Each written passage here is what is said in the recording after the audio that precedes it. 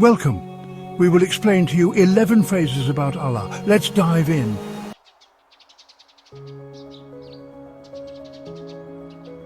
Be certain of this, that the highest aim of creation and its most important result is belief in Allah. The most exalted rank in humanity and its highest degree is the knowledge of Allah contained within belief in Allah. The most radiant happiness and sweetest bounty for jinn and human beings is the love of Allah contained within the knowledge of Allah. And the purest joy for the human spirit and the sheerest delight for man's heart is the rapture of the spirit contained within the love of Allah. Yes, all true happiness, pure joy, sweet bounties and untroubled pleasure lie in knowledge of Allah and love of Allah. They cannot exist without them.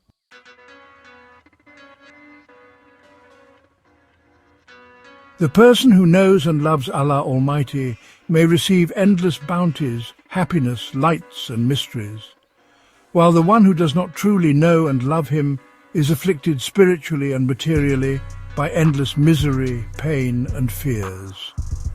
Even if such an impotent, miserable person owned the whole world, it would be worth nothing for him, for it would seem to him that he was living a fruitless life among the vagrant human race in a wretched world without owner or protector. Everyone may understand just how forlorn and baffled is man among the aimless human race in this bewildering, fleeting world if he does not know his owner, if he does not discover his master. But if he does discover and know him, he will seek refuge in his mercy and will rely on his power. The desolate world will turn into a place of recreation and pleasure. It will become a place of trade for the hereafter.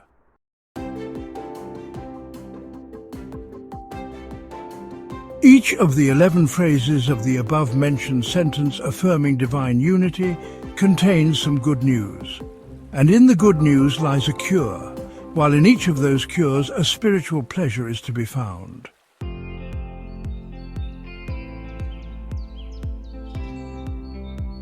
The first phrase, "There is no God but Allah." This phrase conveys the following good news to the human spirit, suffering as it does countless needs and the attacks of innumerable enemies.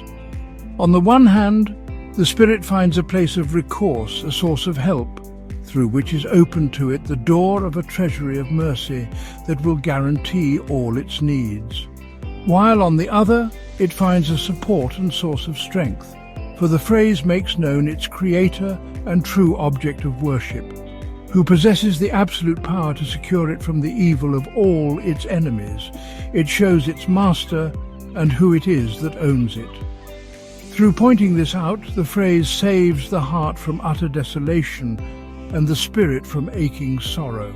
It ensures an eternal joy, a perpetual happiness.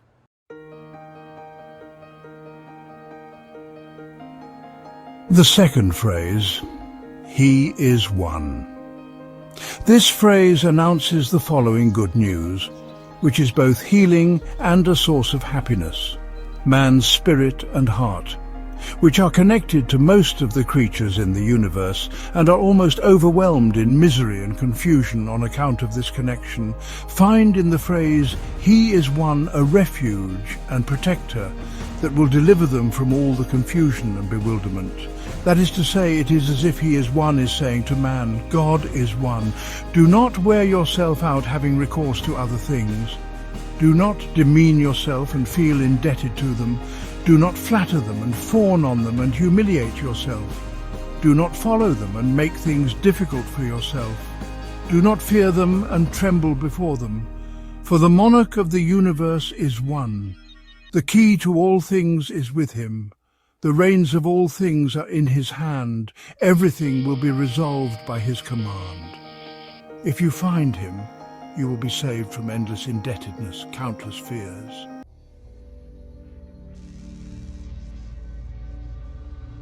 The third phrase, "He has no partner." Just as in His divinity and in His sovereignty Allah has no partner, He is one and cannot be many, so too He has no partner in His dominicality and in His actions and in His creating. It sometimes happens that a monarch is one, having no partner in his sovereignty, but in the execution of his affairs, his officials act as his partners. They prevent everyone from entering his presence, saying, "Apply to us." However, Allah Almighty, the monarch of pre-eternity and post-eternity, has no partner in his sovereignty, just as he has no need for partners or helpers in the execution of his dominicality. If it were not for his command and will, his strength and power, not a single thing could interfere with another. Everyone can have recourse to him directly. Since he has no partner or helper, no one seeking recourse can be told, "Stop! It is forbidden to enter his presence." This phrase, therefore, delivers the following joyful announcement to the human spirit.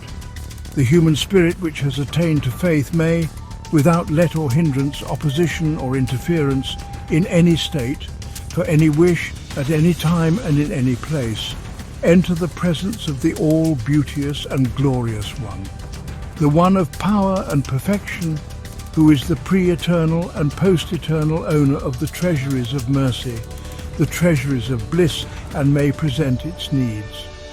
Discovering his mercy and relying on his power, it will find perfect ease and happiness.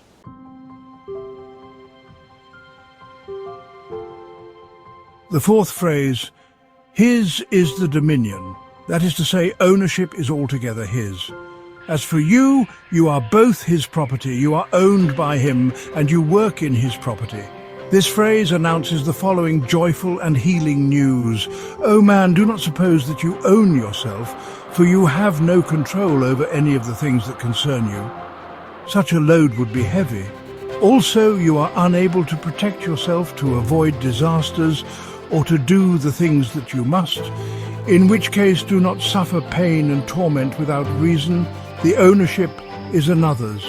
The owner is both all-powerful and all-merciful. Rely on his power and do not cast aspersions on his mercy. Put grief behind you, be joyful.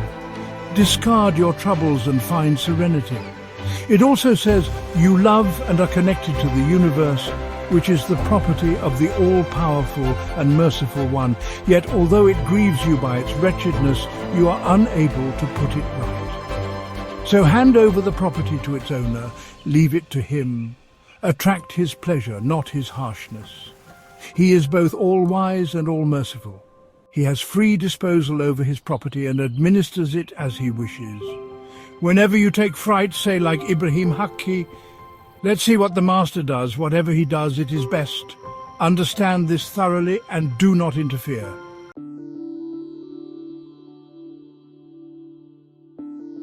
The fifth phrase, "His is the praise." Praise, laudation and acclaim are proper to him, are fitting for him. That is to say, bounties are his, they come from his treasury. And as for the treasury, it is unending. This phrase, therefore, delivers the following good news. O man, do not suffer and sorrow when bounties cease, for the treasury of mercy is inexhaustible. Do not dwell on the fleeting nature of pleasure and cry out with pain, because the fruit of the bounty is the fruit of a boundless mercy. Since its tree is undying, when the fruit finishes, it is replaced by more. If you thankfully think of there being within the pleasure of the bounty a merciful favour 100 times more pleasurable, you will be able to increase the pleasure 100-fold.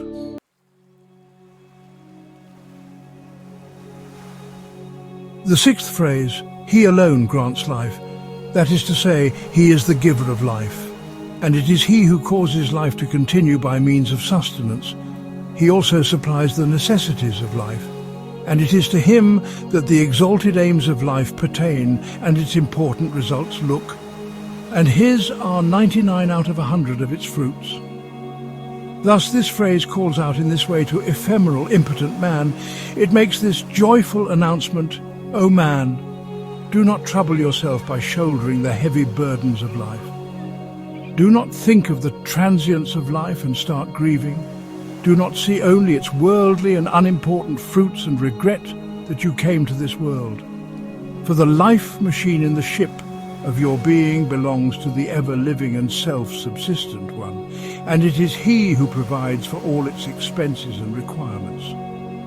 Also, your life has a great many aims and results, and they pertain to him too. As for you, you're just a helmsman on the ship, so do your duty well and take the wage and pleasure that come with it. Think of just how precious is the life ship and how valuable its benefits. Then think of just how generous and merciful is the owner of the ship. So rejoice and give thanks, and know that when you perform your duty with integrity, all the results the ship produces will in one respect be transferred to the register of your actions, that they will secure an immortal life for you, will endow you with eternal life.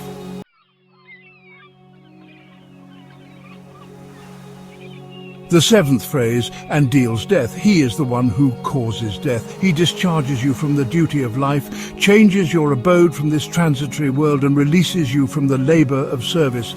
That is, he takes you from a transient life to an immortal one. This phrase then shouts out the following to ephemeral jinn and man. Here is good news for you. Death is not destruction or nothingness or annihilation. It is not cessation or extinction. It is not eternal separation or non-existence or a chance event. It is not authorless obliteration. Rather, it is to be discharged by the author who is all-wise and all-compassionate. It is a change of abode.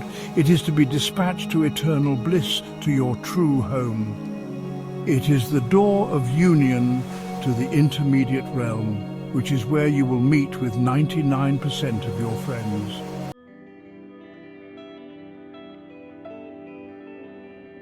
The eighth phrase, and he is living and dies not.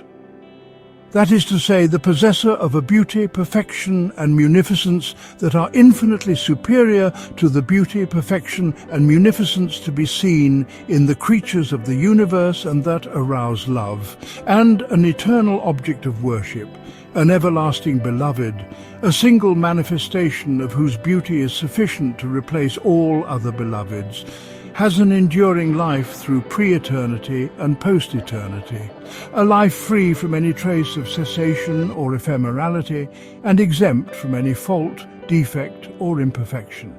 Thus, this phrase proclaims to jinn and man, to all conscious beings and the people of love and ardour, here is good news for you. There exists an everlasting beloved who will cure and bind the wounds caused you by countless separations from the ones you love. Since he exists and is undying, whatever happens, do not fret over the others. Furthermore, the beauty and generosity, virtue and perfection to be seen in them, the cause of your love, are, passing through many veils, the shadows of the palest of shadows of the manifestation of the ever-enduring beloved's ever-enduring beauty. Do not grieve at their disappearance, for they are mirrors of a sort. The mirrors being changed renews and embellishes the manifestation of the beauty's radiance. Since he exists, everything exists.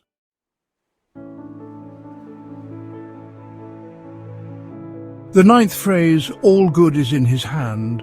Every good action you perform is transferred to his register. Every righteous deed you do is recorded with him. Thus this phrase calls out to jinn and mankind with the following good news. O wretched ones! When you journey to the grave, do not cry out in despair, alas. Everything we owned is destroyed.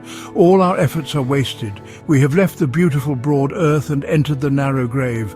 For everything of yours is preserved, all your actions written down, every service you have rendered recorded.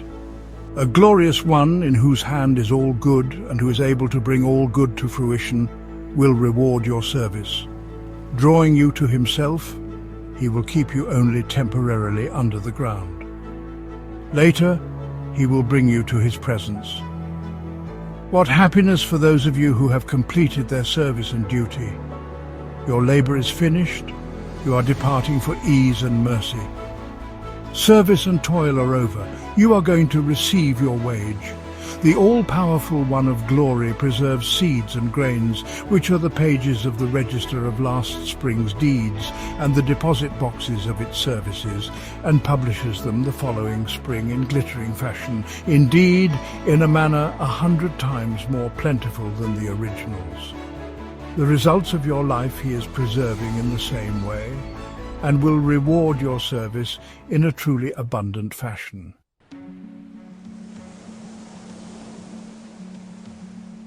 The 10th phrase, and he is powerful over all things. He is one, he is unique, he has power over everything. Nothing at all is difficult for him. To create the spring is as easy for him as to create a flower, and he creates paradise with as much ease as he creates the spring.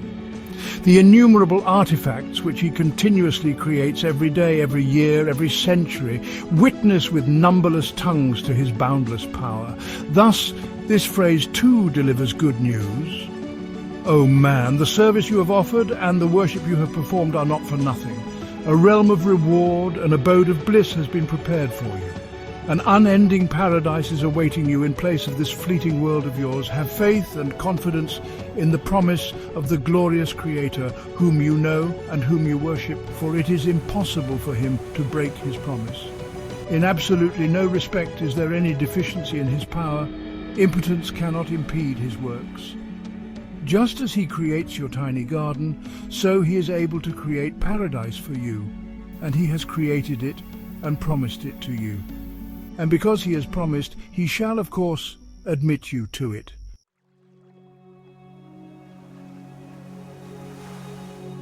The 11th phrase, and with him all things have their end. Human beings are sent to this world, the realm of trial and examination, with the important duties of trading and acting as officials. After they have concluded their transactions, accomplished their duties, and completed their service, they will return and meet once more with their generous Master and glorious Creator, who sent them forth in the first place. Leaving this transient realm, they will be honored and elevated to the presence of grandeur in the realm of permanence. That is to say, being delivered from the turbulence of causes and from the obscure veils of intermediaries, they will meet with their merciful sustainer without veil at the seat of his eternal majesty. Everyone will find his Creator, true object of worship, sustainer, Lord and owner, and will know him directly. Thus this phrase proclaims the following joyful news, which is greater than all the rest. O man, do you know where you are going and where you are being driven? As is stated at the end of the 32nd word, 1,000 years of happy life in this world cannot be compared to 1 hour of life in paradise. And 1,000 years of life in paradise cannot be compared to 1 hour's vision of the sheer loveliness of the beauteous one of glory. You are going to the realm of his mercy and to his presence. The loveliness and beauty in all the creatures of this world and in those worldly beloveds by which you are so stricken and obsessed and for which you are so desirous are but a sort of shadow of the manifestation of his beauty and of the loveliness of his names. And all paradise with all of its subtle wonders, a single manifestation of his mercy. And all longing and love and allurement and captivation, but a flash of the love of the eternal worshipful one and everlasting beloved. You are going to the sphere of his presence. You are being summoned to paradise, which is an eternal feasting place. Since this is so, you should enter the grave not weeping, but smiling in expectation.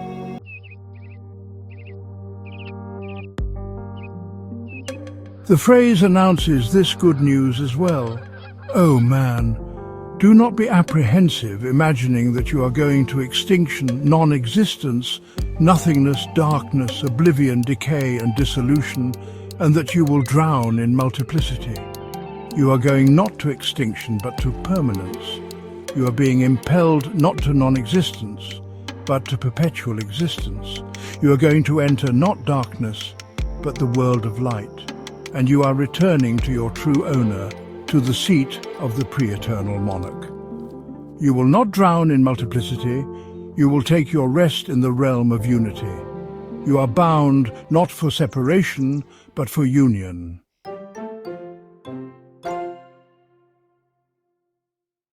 If you like more content like this, please subscribe to the channel and like the video.